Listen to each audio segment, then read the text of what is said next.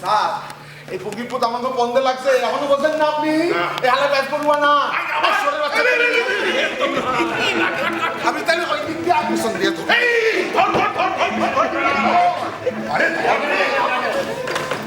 police police কিভাবে পুলিশের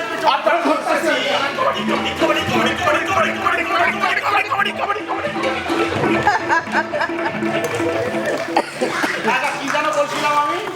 জনগণ ভাবে ধর্মের তল বাতাসে কিন্তু নরসে কি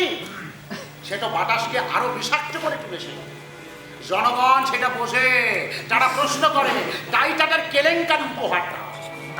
চাকরি নেই বাসস্থান নেই শিক্ষা নেই স্বাস্থ্য নেই শিল্প নেই কিছু নেই আসে কি আসে শুধু ভোটের আগে প্রতিশ্রুতির টাপ্পি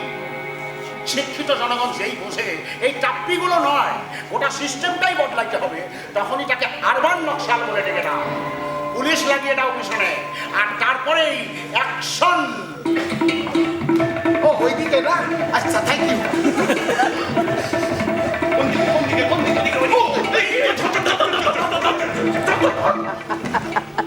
আবার এমনও হতে পারে যে পাবলিক হয়তো সত্যি সিরিয়াসলি কিছু ভাবতেও চায় না তাই এই সমস্ত অমানবিক ঘটনা এই যেমন এই যে নকশাল ছেলেটি এ কি সাপ দিল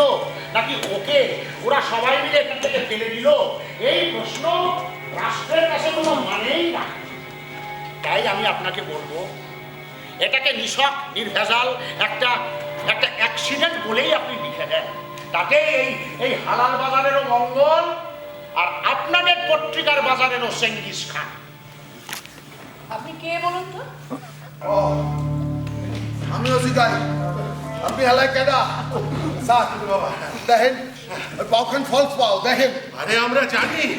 ওটা ওনার ফলস পা আরে ম্যাডাম আসল ফলস পা না ওটা ফলস পা আপনি ওপেন রাখছিলেন এই সব ফল ফল এটা নেই সেসব খাওয়া বলো না